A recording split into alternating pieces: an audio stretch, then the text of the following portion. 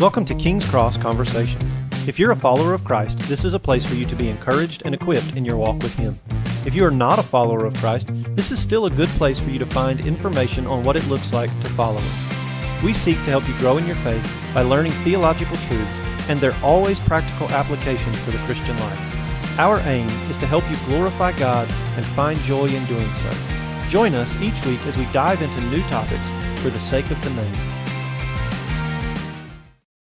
Welcome to King's Cross Conversations. This is Pastor Michael, and we want to discuss a little bit about children's ministry today. So I've asked Diana Helfrich, one of our kind of children's leaders, workers, volunteers, all around here for everything that we do, individuals to be here. And so, Diana, thank you for coming and talking about children's ministry with us. We know it's a passion of yours, but maybe why don't you start out telling us a little bit about yourself and what's one of the things that kind of draws you to children's ministry?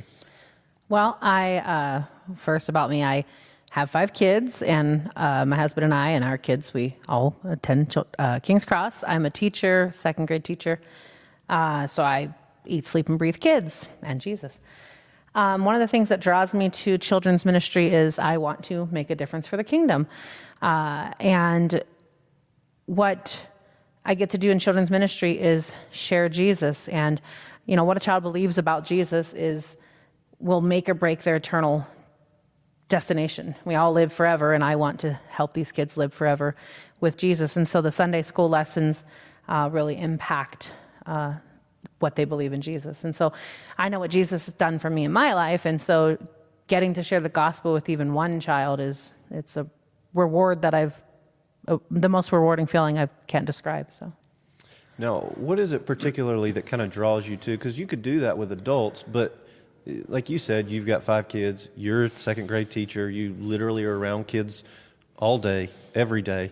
And so, what is it that even in your time at church here, you're like, oh man, I want to be with those kids, and I want to pour Jesus into those kids? Kids are so eager. They ask all these questions, and it's like they're just like this cup that they let me fill them, and they're more, I don't really have God just pulled me towards kids. About 5 years ago, I felt this call to take my kids to Vacation Bible School, and I got my first taste, and I helped out with the music, and God just put it on my heart to do that. And I do evangelize people. I mean, anyone God tells me to talk Jesus with, I will. But for kids, it's they're just, I don't want to say it's easier. It's not. It's never. But it's just I don't know. I don't have a great answer to that. Well, the Lord's just given you a heart for kids, which is great, and then. And that heart is evident. It overflows to any of us that are around you and know you. Man, you love those kids. You'll pour just your life and a lot of time and dedication into serving kids, whether it be at your job, teaching at the school, whether it be your own children, or whether it be the kids here at King's Cross. And so, let me follow up that question and then ask, because you're so dedicated and committed to instructing the kids, seeing the kids love Jesus and grow in their faith, what would you say some of the goals of our children's ministry are? So it's to teach these kids the gospel, equip them to know the gospel for themselves and to believe it for themselves, and not just have, well, my mom said Jesus is real, so he must be. Or, my dad reads me the Bible every night, and I know that he said, that Daniel and Goliath, or David and Goliath and Daniel and the lion's den and all those things. My dad told me about it, so it must be true. It's for them to really adopt their own faith and equip them to go out into the world one day and live out the Great Commission, and to build godly relationships and to grow up with a servant's heart and to do all those things. So King's Cross, our mission is to build children who are spurred on towards Christ and partner alongside the parents who have the same goal. That's why they bring them to our children's ministry. And so to get to walk alongside parents and to do that, to plant those seeds for these kids and just pray that we help water them and watch them grow in all those steps.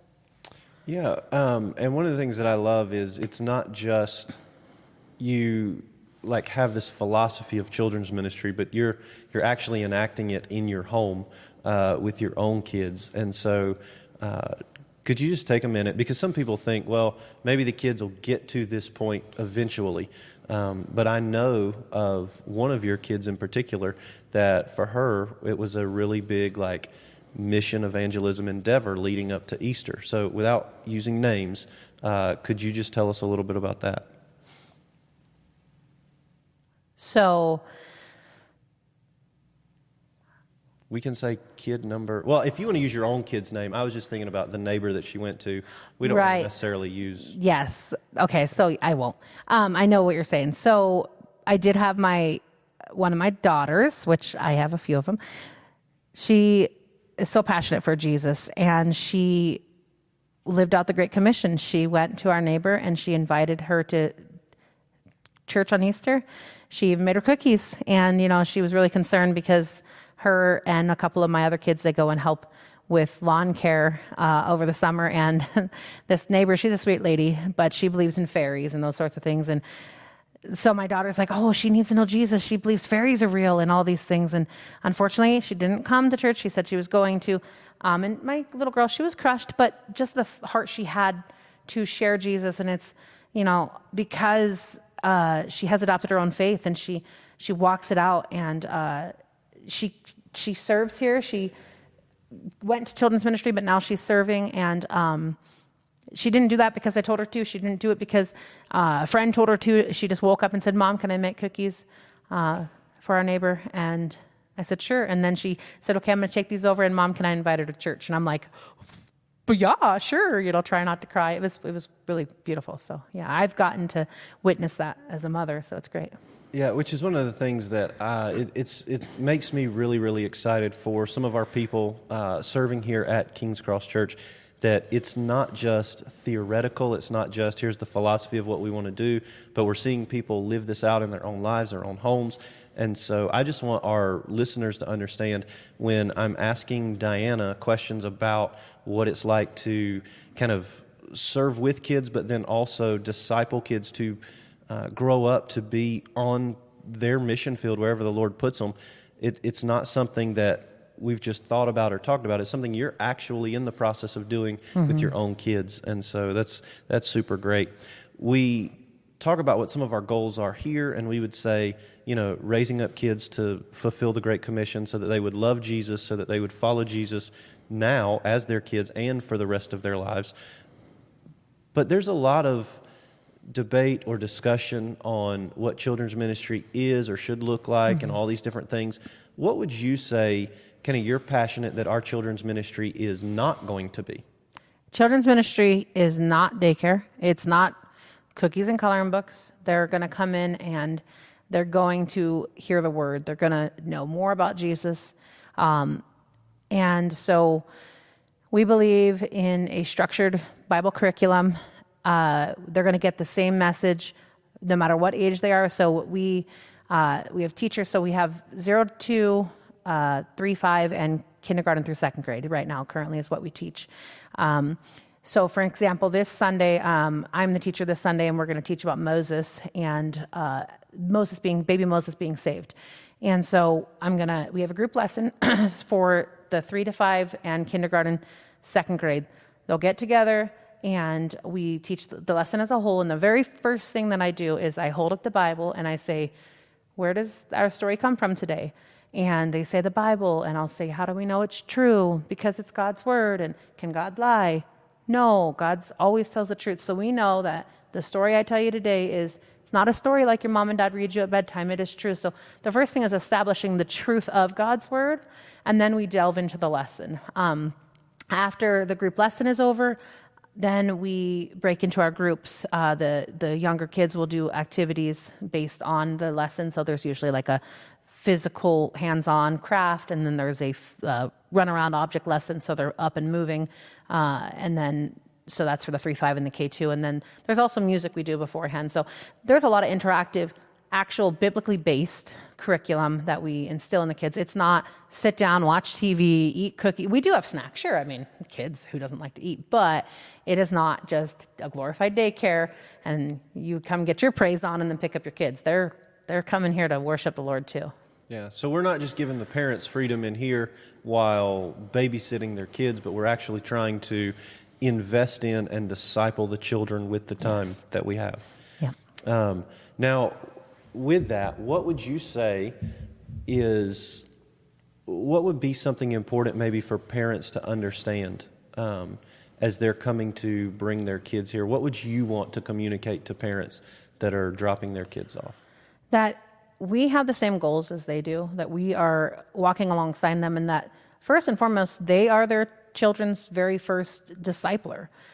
Just like in everything, they teach their kids ABCs and 1, 2, 3s and how to brush their teeth. We aren't trying to replace them. We are to walk alongside and partner with them. And it's really just honestly the best support personally in my life. My kids being a part of children's ministry before I even stepped into it was such a blessing. They taught my kids things that I didn't know how to teach them, and it helped actually segue me a little bit into that. So we are a partner. We want to equip kids, equip parents, and we're on the same team, and we share the same common goal, and that is to spur your kids on to Christ. And the communication, we love it when parents communicate and tell us, hey, my kid was at home yesterday, and man, they shared this verse, and did you say that? Like, I love hearing the feedback and knowing that, hey, so like Johnny listened to that, and oh my goodness, I love hearing that he told you that Jesus loved him, and Miss Sharon said that, and it's just really wonderful to hear the affirmation that they're listening and they're learning, and it's wonderful. So could you just speak for just a moment on we would say we are partnering with the parents. Yes. So for our listeners, who would you say is the primary discipler of their children? The parents. The parents. Yes. Can you just talk a little bit about that? Like, we want to come alongside you, but it's the parents' role to be the discipler. Yes. So it starts at home. It doesn't matter how old you are, you can read them. So with my little boy, he is 6 years old, and we do like a little nighttime devotional. He actually has his own little prayer journal, and he gets to check off good, bad, very good, very bad. Like, there's little categories, and then he gets to write his own little prayer to God, and we have him do it on his own, and then we'll go down and he gets to talk to us. He self-evaluates, and then we decide, do you want to pray? Do you want us to pray? It can look whatever you want it to look like, but it starts at home, that you are discipling your child on your own, and then when you come to church, it's just reinforced, and it's from a different way. It's not just like, oh, this is just a home thing, and that's it. Coming to children's ministry is just showing your kid that, hey, outside in the world, there's also God. It's not just at home, but vice versa. It's not, oh, Sunday's just a church thing, but when I go home, God's not there anymore. God should be at home first and foremost, and you take him out into the real world, and we're just here to be that real world, presence as well. So, yeah. Right, so it's important to reinforce it in both spheres. If they only hear about the Lord here at church and then they don't hear about it at home, then you're just checking a box. He's not really. You put him on a shelf till Sunday, then your kids will never pick him up.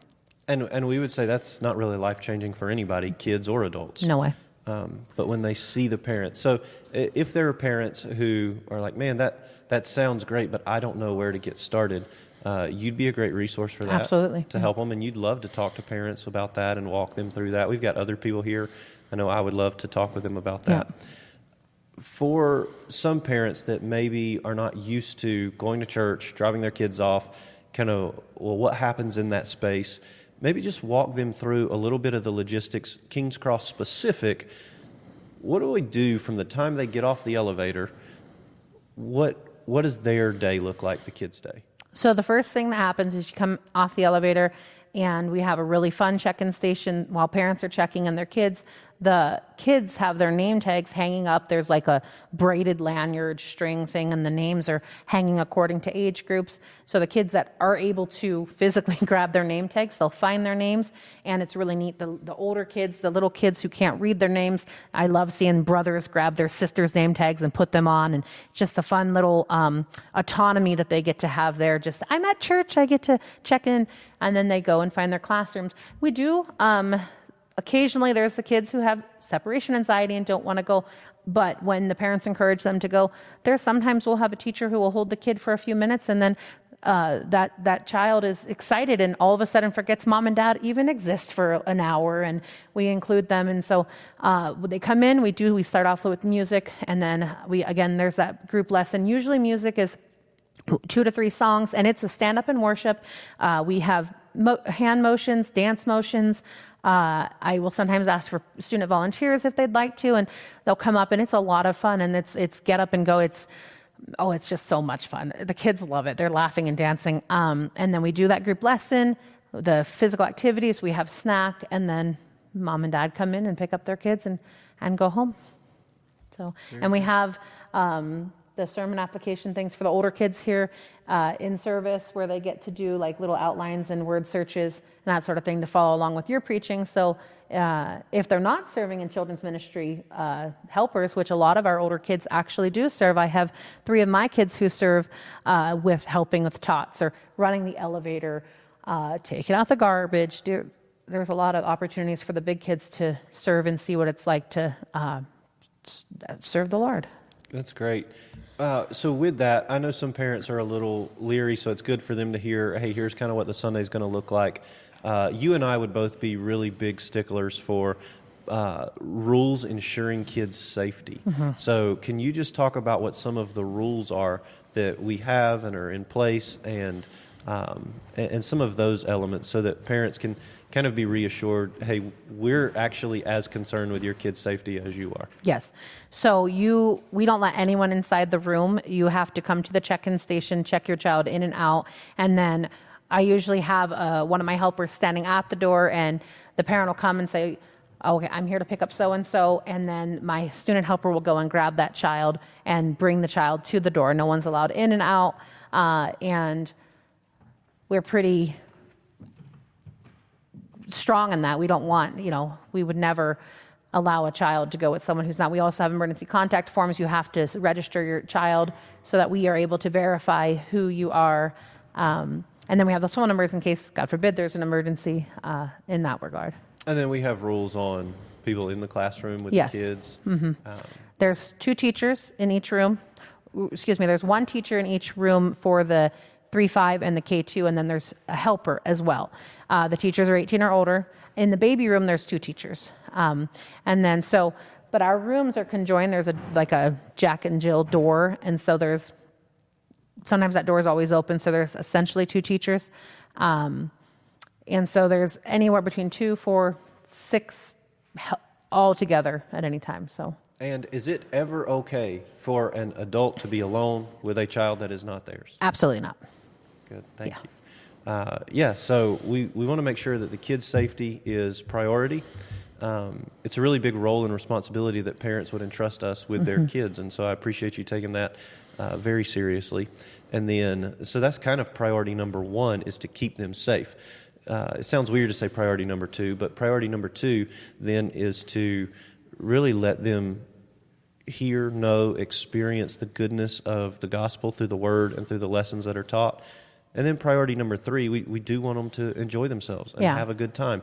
If the kids enjoy coming, it makes it so much easier for the parents to come and show up. So before we kind of close this out, could you is there something that I was supposed to ask you that I didn't ask you, that you're passionate about kids ministry?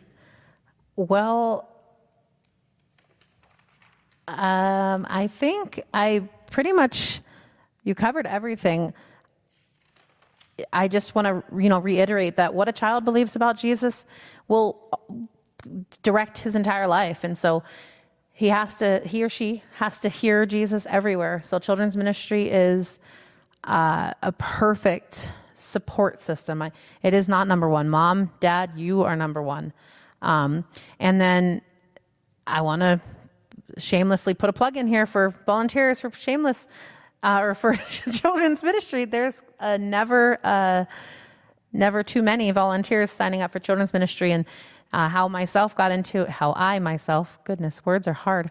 How I got into children's ministry was I didn't want to be a children's ministry. I was very nervous. And when I finally took that step, I cannot see myself doing anything different. And so if you're one of those people, I would say just pray and ask the Lord and try. You might hate it or you might love it. But to serve kids in serving the Lord is the greatest blessing.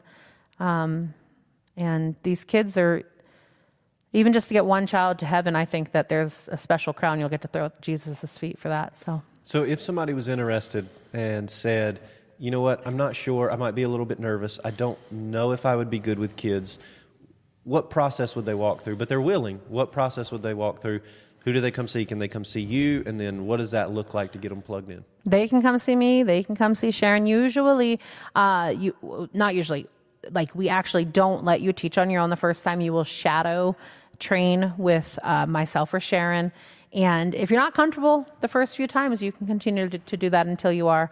And usually we'll have you be even a helper even after your first shadow, just so you can see really if it is your fit. So, and then we usually do, I keep saying usually, we do a series of background checks, make sure you're safe to be around the kids. And you don't have to serve in the kindergarten through second grade or the 3-5. You can serve in babies, We just want you to serve. And so we'll put you where you're the most comfortable, wherever you feel like the Lord is calling you to. So. And they'll get to train with you. So if there's nerves or anything like that, they can work that out and they can see if it would be a good fit. Yeah, I'm super goofy, so you won't be nervous. You'll probably be embarrassed with me, so it's okay. That's all right. The kids love it, though. Yeah. Kids love it. Good. So an encouragement then from you, it's not as hard as it seems. No. It's kind of fun. No, yeah. Yes. It's very fun. It's the joy. I'm so full every single day. There's a reason I surround myself with kids. Children's ministry was a segue into me teaching. I teach at a Christian school. I get to talk about Jesus to so many kids all the time, and it is absolutely the most joyous thing I think you could ever do. Great. I think that's a good spot to end it, the most joyous thing you could ever do. So, Diana, thank you. Thanks for being here for this episode of King's Cross Conversations. And I look forward to actually talking more about children's ministry. And maybe in future podcast episodes, we'll get into specifics on curriculum and then home discipleship and all those kinds of things. But thanks for joining us for this one. Thanks for having me. Thank you for joining us for this episode of King's Cross Conversations. We hope that this has been an encouragement to you and that you will join us again. Please connect with us if you have any questions or topics that you would like to see in the future.